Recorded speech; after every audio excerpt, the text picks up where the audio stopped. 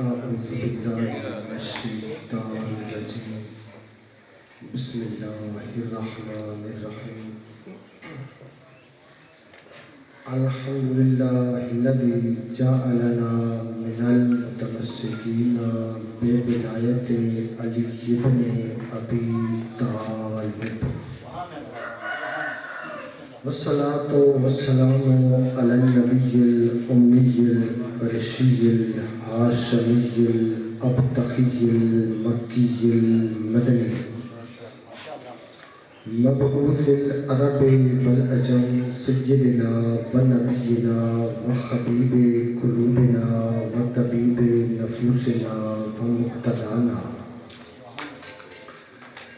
أني العبد المؤيد الرسول المسدد المحمود الأحمد المصطفى الأمجد محبوب إله العالمين أبي القاسم محمد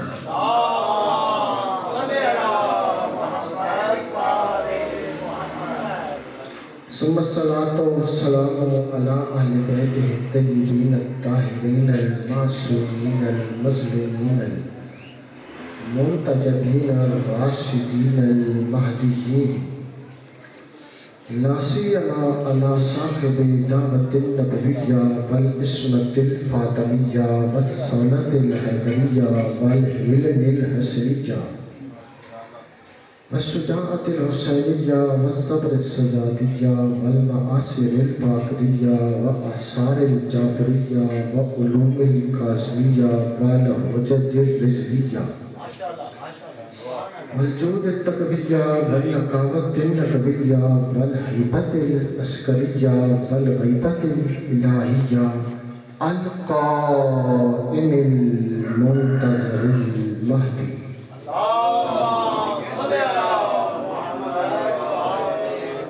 لعنة الله على أعدائهم أجمعين أما بعد فقد قال الله سبحانه وتعالى في كتابه المجيد وفرقانه الحميد وقوله الحق بسم الله الرحمن الرحيم وذكرهم بأيام الله إن في ذلك لآيات لكل صبار شكور صلوات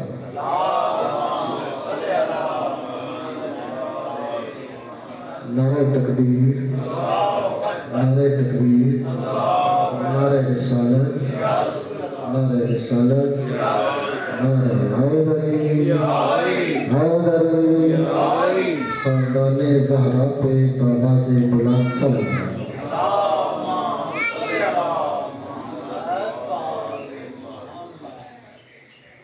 قرآن پاک دنیا کی واحد ایسی کتاب ہے جس کو پڑھنا باعث برکت بھی ہے اور باعث ثواب بھی ہے۔ میں نے ایک آیت کو تلاوت کرنے کا شرف حاصل کیا۔ یہ واحد کتاب ہے جس کو پڑھنا باعث برکت بھی ہے اور باعث ثواب بھی ہے۔ صرف پڑھنا نہیں، اس کتاب کو سننا بھی باعث ثواب ہے، اور وہ اتنا عظیم ہے کہ اگر کوئی قرآن مجید پڑھنا نہیں جانتا، اگر کوئی سننے کی طاقت نہیں رکھتا، تو باوضو ہو کر اس پاک کتاب کو کھول کر اس کے الفاظ کی زیارت کر لے، اس کو بھی اتنا ہی سمجھ۔ اس کو پڑھنا بھی ثواب، اس کو سننا بھی ثواب، اس کو دیکھنا بھی ثواب، اور اس کو سمجھنا ان سے بڑھ کر ثواب، ان سے بڑھ کر ثواب۔ اور ایک اور چیز ہے جس کا ثواب سب سے زیادہ ہے، قرآن مجید کو دیکھنا، سننا، پڑھنا، سمجھنا، ان کا ثواب اپنی جگہ، لیکن اس کو سمجھ کر اس پر عمل کرنا سب سے بڑا ثواب۔ ہم گھروں میں قرآن مجید کی تلاوت کرواتے ہیں، وجہ باعث برکت ہے۔ پل پہ قرآن خوانی، چلیسیوں میں قرآن پڑھواتے ہیں، قبروں پہ پڑھواتے ہیں، محفلوں میں پڑھواتے ہیں، شبینے میں پڑھواتے ہیں، گاڑی میں پڑھواتے ہیں، کیوں؟ کیونکہ باعث برکت بھی ہے، باعث ثواب بھی ہے۔ گھر میں پڑھاتے ہیں، باعث برکت بھی ہے، باعث ثواب بھی ہے۔ لیکن ہم دنیا میں جو کام بھی کرتے ہیں وہ لالچ پہ مبنی ہے۔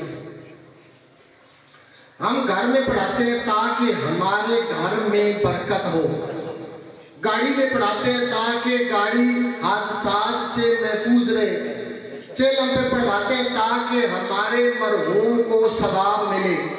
لیکن نہیں، قرآن مجید جو نازل ہوا وہ صرف پڑھنے کے لیے نازل نہیں ہوا، صرف سننے کے لیے نازل نہیں ہوا، صرف زیارت کے لیے نازل نہیں ہوا۔ قرآن مجید گاڑی میں پڑھائیں، گھروں میں پڑھائیں، محفلوں میں پڑھائیں، یہ باعث برکت ہے، باعث ثواب ہے، لیکن باعث مقصد قرآن ہے۔ یہ باعث برکت ہے، باعث مقصد نہیں ہے۔ باعث مقصد کیا ہے؟ قرآن مجید کو پڑھ کے سمجھنا اور سمجھ کر اس پر عمل کرنا۔ اس لیے قرآن نازل ہوا تھا، ہماری غرض کو پورا کرنے کے لیے نازل نہیں ہوا تھا۔ تو عام جگہوں پر ہر جگہ پہ قرآن پڑھا جاتا ہے، مجلس میں بھی پڑھا جاتا ہے، لیکن فرق یہ ہے کہ باقی جگہوں پر قرآن پڑھا جاتا ہے اور مجلس میں قرآن سمجھا جاتا ہے۔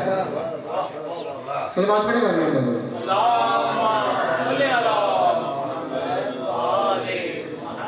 تو میں نے ایک آیت تلاوت کرنے کا شرف حاصل کیا، اس کو سمجھنے کی کوشش کرتے ہیں۔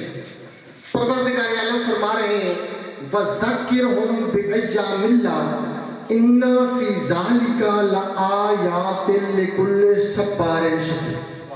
اے موسیٰ، یہ جو تیری قوم ہے نا، اس کو ایام اللہ یاد دلا۔ ایام ہے یوم کی جمع، یوم دن کو کہتے ہیں۔ اے موسیٰ، اپنی قوم کو وہ دن یاد دلاؤ، وہ دن یاد کریں گے تو جو صبر کرنے والے ہیں ان کے لیے بھی نشانیاں ہیں، جو شکر کرنے والے ان کے لیے بھی نشانیاں ہیں۔ کون سے صابر، کون سے شاکر؟ جو فرعون کے مظالم پہ صبر کرتے تھے، جب ان دنوں کو یاد کریں گے تو نشانیاں حاصل کریں گے، اور جو فرعون سے نجات والے دنوں پہ شکر کرتے ہیں ان کے لیے بھی نشانیاں ہیں۔ تو ان کو ایام اللہ یاد دلاؤ، اللہ کے دن یاد دلاؤ۔ تو اللہ کے دن تو سارے ہی ہیں، یہ سارے ہی اللہ کے دن ہیں۔ پھر خدا یہ کیوں فرما رہا ہے کہ وہ ایام اللہ ہیں، حالانکہ سارے ہی ایام اللہ ہیں؟ تو مفسرین لکھتے ہیں کہ آدم سے لے کر خاتم تک جن جن قوموں پر جس وقت کوئی عذاب نازل ہوا وہ عذاب والے دن ایام اللہ ہیں۔ بعض مفسرین لکھتے ہیں کہ آدم سے لے کر خاتم تک جن جن قوموں پر جس وقت کچھ نعمات نازل ہوئی، اس نے کچھ خاص عطا کیا، وہ ایام اللہ ہے۔ لیکن کچھ مفسرین لکھتے ہیں کہ آدم سے لے کر خاتم تک جو خدا نے عذاب نازل کیا وہ بھی ایام اللہ ہے، اور جو نعمات عطا کی وہ بھی ایام اللہ ہے۔ اب کچھ لوگ تو سمجھ گئے کہ خاص دن ایام اللہ ہے، جو نہیں سمجھے تھوڑا آسانی سے سمجھاؤں گا۔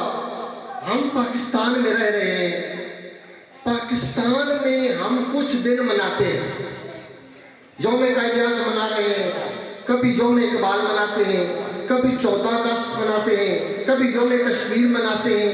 ان کے منانے کا مقصد کیا ہے؟ کیونکہ ان دنوں کی پاکستان کی تاریخ میں ایک خاص اہمیت ہے۔ ان دنوں کی پاکستان کی تاریخ میں ایک خاص اہمیت ہے، اس لیے ہم ان کو مناتے ہیں۔ ان کو کہتے ہیں ایام پاکستان، ان کو کہتے ہیں ایام پاکستان۔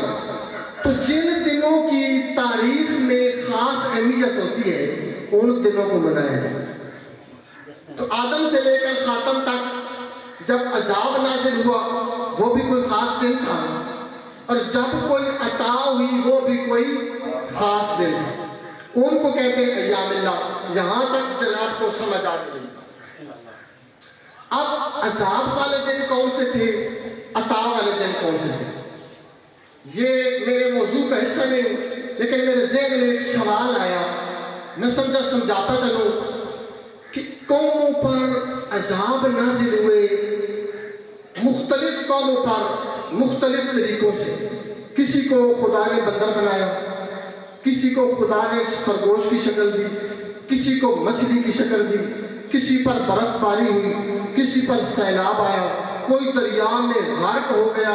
لیکن کبھی سوچا ہے ان پہ عذاب کیوں آیا، ان امتوں پر عذاب نازل کیوں ہوا؟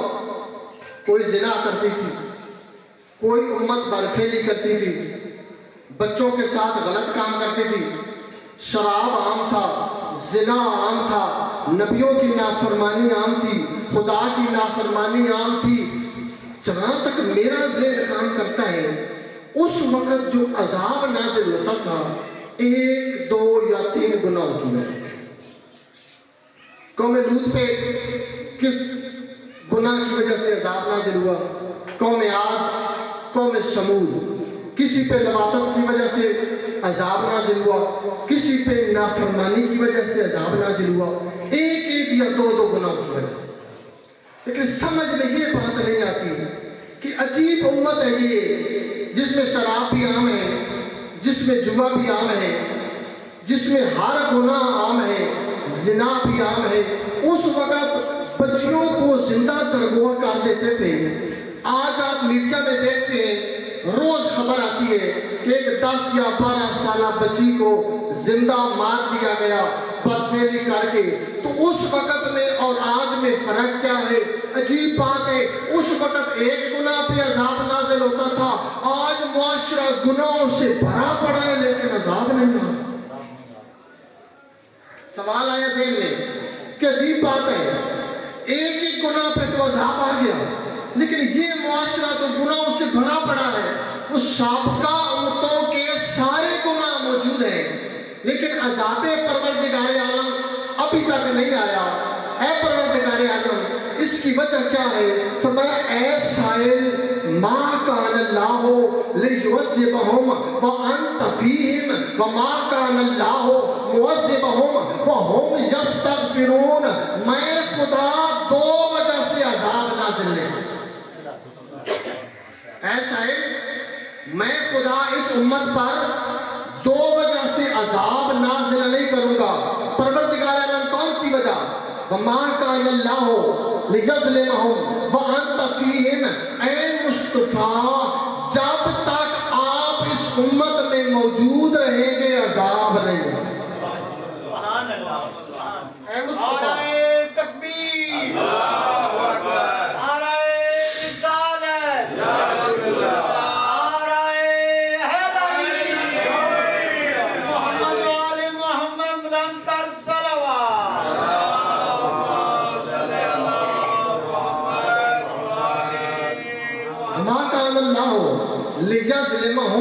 وانت فیہم، جب تک آپ موجود رہیں گے میرا عذاب نازل نہیں ہوگا۔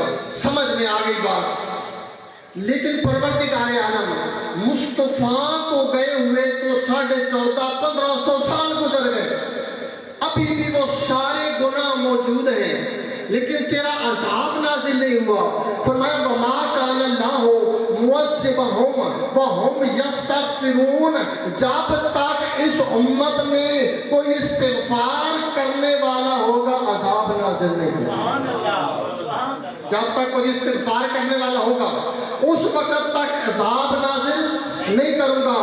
تو کیا میں دعویٰ کر سکتا ہوں کہ میرے استغفار کی وجہ سے خدا کا عذاب رکا ہوا ہے؟ کیا آپ میں سے کوئی دعویٰ کر سکتا ہے؟ سوال پر بڑھوں گا۔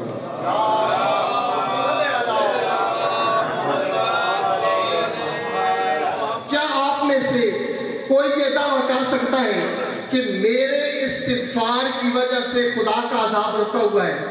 کوئی کتب، کوئی غوث، کوئی پاک، کوئی نیک، کوئی متقی، کوئی پرہیزگار، کوئی مجتہد، کوئی عالم یہ دعویٰ کر سکتا ہے کہ میرے استغفار کی وجہ سے خدا کا عذاب رکا ہوا ہے؟ نہیں، کوئی مائی کا لال یہ دعویٰ کر ہی نہیں سکتا کہ میرے استغفار سے خدا کا عذاب رکا ہوا ہے۔ تو ماننا پڑے گا مصطفیٰ اکیلا آیا تھا، ساتھ اپنے 12 نائب بھی لایا تھا۔ کیوں؟ لولا الحجہ لساقط الارض والسماء، جب تک خدا کا کوئی نمائندہ نہ ہو زمین و آسمان تباہ و برباد ہو جاتے ہیں۔ اب ماننا پڑے گا مصطفیٰ کا کوئی نائب موجود ہے تو استغفار کر رہا، چاہے پردے میں ہو یا حاضر ہو۔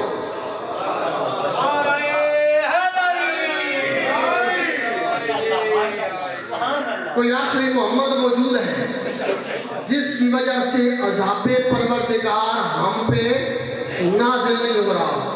یہ تھا فرق عذاب کا۔ اب عطا کا کیا فرق ہے؟ خدا نے آدم سے لے کر خاتم تک عطائیں کی۔ کسی پہ من و سلوہ نازل کیا، کسی کے لیے 12 چشمے پھوٹے، کسی کو بڑھاپے میں اولاد عطا کی، کسی کو بڑھاپے میں جوانی عطا کی، کسی کو بے موسم پھل عطا کی۔ یہ تو سابقہ امتوں پہ عطائیں تھی۔ یہ سب سے گناہوں سے بھری پڑی ہے جو امت، اس پہ کون کون سی عطائیں تھی؟ اس کی عطائیں گننے لگ جائیں تو شمار نہیں کر سکتے۔ اگر سر سجدے میں رکھ دیں اور ساری زندگی اس کا شکر ادا کرتے رہیں تو ایک عطا کا بھی شکر ادا نہیں کر سکتے۔ لیکن میں نے وہ عطا بتانی ہے جو سب سے بڑی ہے۔ ہر سانس عطا، ہر قدم عطا، ہر دیدار عطا، ہر سماعت عطا، ہر نعمت عطا، والدین عطا، اولاد عطا، اس کی اتنی عطائیں ہیں بندہ شمار نہیں کر سکتا۔ لیکن اپنے اپنے گریبان میں جھانکے نا، ہم کتنے گناہگار ہیں۔ میں دعوے سے کہہ رہا ہوں، میں اپنے گناہ اگر آپ کو بتا دوں آپ مجھ سے بات کرنا گوارا نہیں۔ ہر بندہ اپنے گریبان میں جھانکے، جب اسے پتا چلے گا اتنا گناہگار ہوں تو اس کے بہن بھائی اس کے پاس بیٹھنے کو تیار نہیں۔ جب اتنے گناہگار ہیں وہ کتنا کریم ہے۔ اتنے گناہگار معاشرے میں جو سب سے بڑی عطا کی اس کو محمد مصطفیٰ کہتے ہیں۔ سب سے بڑی عطا اتنے گناہگاروں پر ایک منٹ کے لیے سوچنا ہے۔ ذہن میں سوچیں کہ جب اتنے گندے معاشرے پر، اتنے گناہگار لوگوں پر اس نے جو عطا کی اس کو مصطفیٰ کہتے ہیں، تو وہ کریم اگر مصطفیٰ جیسی ہستی پر کوئی عطا کرے تو وہ عطا کیسی ہو؟ ہم جیسے گناہگاروں پر جو اس نے عطا کی وہ محمد مصطفیٰ جیسی ہے، تو اس پوری کائنات میں جو سب سے محبوب مخلوق ہے اس پہ وہ عطا کرے تو وہ عطا کیسی ہو؟ کون سی عطا کی محمد مصطفیٰ پر؟ ہم جیسے لوگوں پر جو عطا کی اس کو محمد مصطفیٰ کہتے ہیں، اور مصطفیٰ پہ جو عطا کی اس کو فاطمہ تو زہرا کہتے ہیں۔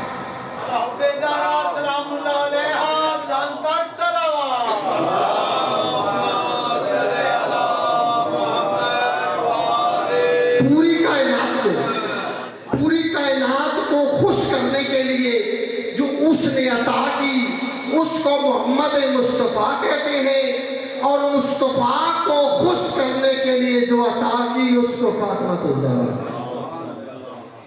آس بن وائل یہودی ہے، جب محمد مصطفیٰ کے مصلحت پروردگار عالم کے تحت جب مصطفیٰ کے دونوں بیٹے دنیا سے چلے گئے نا، تو اس یہودی نے ایک تانا دیا، کہتے ہیں مصطفیٰ آپ اب تارے ہیں، آپ تو بیٹے ہی چلے گئے، دنیا سے چلے گئے، آپ کی نسل ختم ہو گئی، آپ اب تارے ہیں۔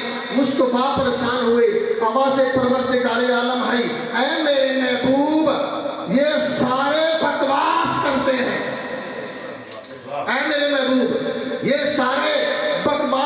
فرماتے ہیں انا اعطینا کل کوثر، میں نے تجھے کوثر دے دیا ہے، ان ثانیہ کا ہوا ابتر، تو ابتر نہیں تیرا دشمن ابتر ہے،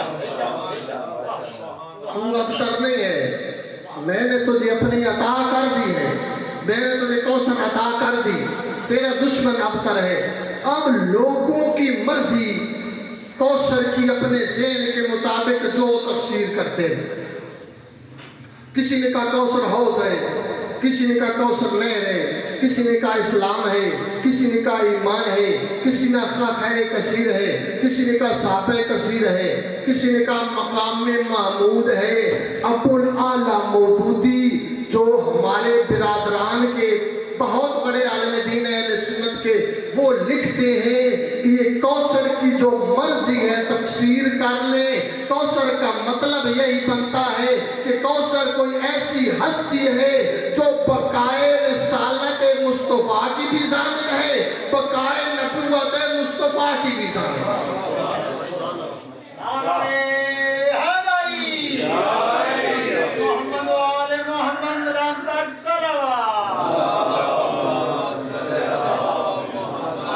یہودی تانا دے رہا تھا بے اولاد ہونے کا، تو جو تانا دیتا ہے اس کا آگے جواب ایسا دیا جاتا ہے کہ اس کا ذہن مطمئن ہو جائے، جس کو کہتے ہیں دعوے کی دلیل دینا۔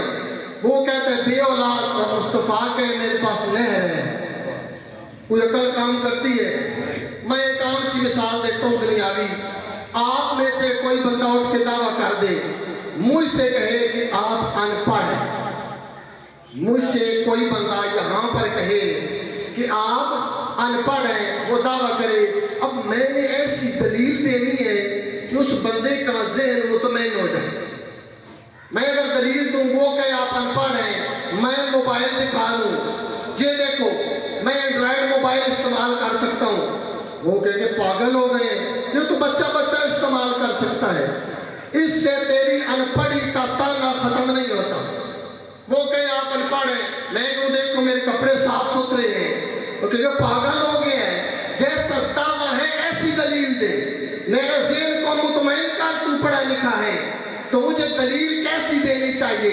وہ کہے گا میں ان پڑھ ہوں، میں اپنی سندے پیش کروں، یہ لو میٹرک کی، یہ ایف اے کی، یہ گریجویشن کی، یہ ماسٹر کی سندیں ہیں، اتنے مارکس ہیں، جہاں سے مرضی ویریفیکیشن کرا لو، جب وہ سندیں دیکھے گا نا اس کا ذہن مطمئن ہو جائے گا، واقعی یہ ان پڑھ نہیں پڑھا لکھا۔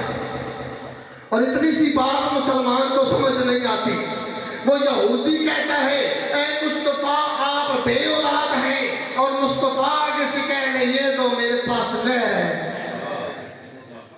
وہ کہہ رہے بے اولاد ہے اور مصطفیٰ کہ میرے پاس حوض ہے، نہیں، وہ کہتے بے اولاد ہے، خدا کہتا ہے انّا ثانیہ کا ہوا الابتر، تو بے اولاد نہیں تیرا دشمن بے اولاد۔ یہ پیر کرم شاہ صاحب بھیرے والے اپنی تفسیر ضیاء القرآن میں لکھتے ہیں کہ کسی نے کوثر کو نہر کہا، کسی نے حوض کہا، کسی نے اسلام کہا، لیکن جب اس کی آخری آیت کو دیکھتے ہیں نا ان ثانیہ کا والابتر کہ آپ کا دشمن ہی ابتر ہے، تو ماننا پڑتا ہے کہ کوثر کوئی ایسی ہستی ہے جو مصطفیٰ کی نسل کی بقا کی ضامن ہے، جو مصطفیٰ کی نسل کی بقا کی ضامن ہے۔ اور آخر میں ایک جملہ اس کو لکھنا پڑ گیا کہ ہر نبی کی نسل چلی ہے اس کے بیٹے سے، اور مصطفیٰ کی نسل چلی ہے اس کی بیٹی زہرا۔ اور اتنی چلی ہے، میں بڑی جلدی سے گزر رہا ہوں کہ اللہ صاحب تشریف فرمائے، چند منٹ رہ گئے میرے پاس، کہ اتنی نسل چلی کہ آج دنیا کے جس کونے میں چلے جائیں اولاد زہرا موجود،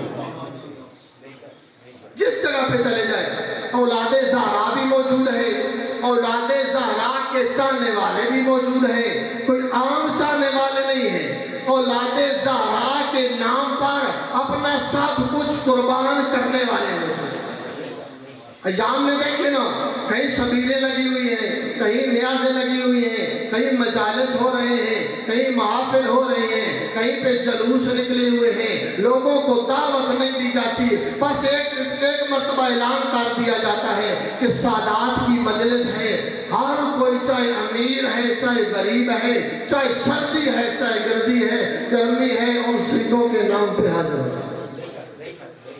اس لیے میں اکثر کہا کرتا ہوں، جب لنگر دینے لگے، جب نیاز بنانے لگے، جب مجالس کروانے لگے، تو ایک چیز کو ذہن میں رکھنا ہے کہ میری نیت صاف ہونی چاہیے۔ یہ نہ ہو کہ فلاں نے اتنے بندے پڑھائے تھے، میں نے فلاں پڑھانے ہیں، فلاں نے 3 دینے لی تھی، میں نے 10 دینی ہے، فلاں کا ایسا انتظام تھا، میں نے ایسا کروانا ہے۔ نہیں، اگر اس طرف ذہن چلا گیا تو پھر ان کا اجر بھی وہی دیں گے جن کے لیے کر رہا ہے۔ اگر نیت صاف ہوئی نا تو ایک گھونٹ دیا ہوا تجھے جنت میں لے کے چلے۔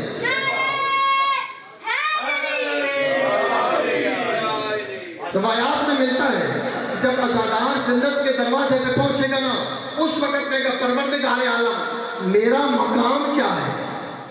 ایک عزادار پوچھے گا پروردگار عالم میرا مقام کیا ہے؟ اس وقت خداوند متعال فرمائیں گے جا میدان محشر میں چلا جا۔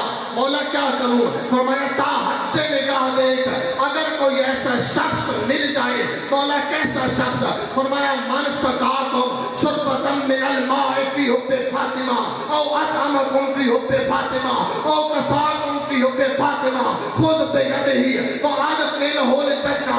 اگر تجھے کوئی ایسا شخص مل جائے جس نے زہرا کی محبت میں تجھے ایک گھونٹ پانی کا پلایا، اگر کوئی ایسا شخص مل جائے جس نے زہرا کی محبت میں ایک نوالا کھانا کھانے کا کھلایا تھا، اگر ایسا شخص مل جائے جس نے کبھی تجھے لباس دیا تھا زہرا کی محبت میں، مولا اگر مل جائے تو کیا کروں؟ فرمایا خذ بیدہ وادخلہ الجنہ۔ پریشان ہونے کی ضرورت نہیں، اس کو ہاتھ سے پکڑ اور جنت میں داخل۔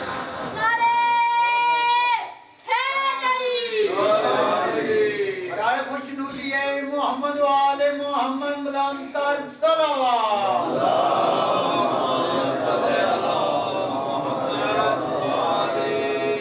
اگر نیت خاص ہوگی تو چھوٹا سا عمل بھی جنت میں جانے کے لیے کافی۔ ہم اس لیے مجالس کرواتے ہیں تاکہ ہمارے جنت میں جانے کا ذریعہ بن سکے، اس لیے سبیلے لگاتے ہیں تاکہ جنت میں جانے کا کوئی سبب بن سکے، اس لیے نیاز دیتے ہیں تاکہ جنت میں جانے کا سبب بن سکے۔ لوگ اکثر ہم سے سوال کرتے ہیں کہ یہ روتے کیوں ہیں مجالس میں آ کر؟ شیعہ روتے کیوں ہیں؟ میں 2 جملے بتا کر جناب کی زحمت تمام کہ ہم روتے کیوں ہیں۔ کس لیے زہرا کے غم میں، حسنین کے غم میں، محمد و آل محمد کی مصیبتوں پر ہم کس لیے روتے ہیں؟ اس لیے روتے ہیں کہ 28 صفر کو محمد مصطفیٰ دنیا سے گئے، 2 ربیع الاول کو آگ کے شعلے اٹھ گئے، 4 دن کا فاصلہ تھا۔ سمجھ میں یہ بات نہیں آتی کہ 28 صفر تک جس دروازے پر محمد مصطفیٰ آتے ہوئے اور جاتے ہوئے پڑھا کرتے تھے انما یرید اللہ لیذھب عنکم الرجس اہل البیت ویطہرکم تطہیرا۔ روتے ہم اس لیے ہیں کہ 4 دنوں میں کون سا انقلاب آیا تھا کہ زہرا بھی وہی تھی، مدینہ بھی وہی تھا، دروازہ بھی وہی تھا، اصحاب بھی وہی تھے، لیکن 4 دن پہلے آیت تطہیر کی تلاوت ہو رہی تھی، مصطفیٰ کے جانے کے 4 دن بعد اسی دروازے سے آگ کے شعلے نکل رہے ہیں۔ اس لیے روتے ہیں۔ سلیم بن قیس صحابی رسول ہے، 2 ربیع الاول کو وہ مدینے میں نہیں تھا۔ جب مدینے میں واپس آیا نا، لوگوں کی زبانوں سے عجیب عجیب باتیں سنی۔ کسی نے کہا زہرا کے دروازے پہ آگ لگی تھی، کسی نے کہا مسلمان بغیر اجازت کے دروازے کے اندر چلے گئے تھے، किसी ने कहा ज़हरा का बाजू टूटा, किसी ने कहा हसनैन को तमाचे लगे। सुलैम कहते हैं मैं नहीं मानता कि 4 दिन पहले उस दरवाजे पे आयत तत्हीर की तिलावत होती थी, 4 दिन बाद कैसे इनकलाब आ सकता है। सुलैम रोता हुआ मदीने में फिरता हुआ मस्जिद नबवी की तरफ बढ़ा, जहाँ पे अजीब मंजर देखा। जनाब सलमान कुरान की तिलावत भी कर रहे थे और रो भी रहे थे। रो भी रहे थे और कुरान मजीद की तिलावत भी कर रहे थे। सुलैम कहते सलमान, ये मदीने के लोग कैसी बातें कर रहे हैं। लोग ज़हरा के घर में बगैर इजाजत के दाखिल हो गए थे। सलमान रो तो रहे थे, अब कुरान मजीद को बंद किया, अपने मुंह पे तमाचे मार के मातम करने लगे। रो रो कर कहते हैं सुलैम, अगर बात इतनी होती हम बर्दाश्त कर जाते। सुलैम सुन सकते हो तो सुनो, जब लोग ज़हरा के घर में दाखिल हुए, ज़हरा के सर पे चादर न थी, ज़हरा दरो दीवार के दरमियान थी, रो रो कर कह रही थी, ओ फिजा मुझे संभालो, मेरे मोहसिन शहीद हो गए। अल्लाह अल्लाह अल्लाह अल्लाह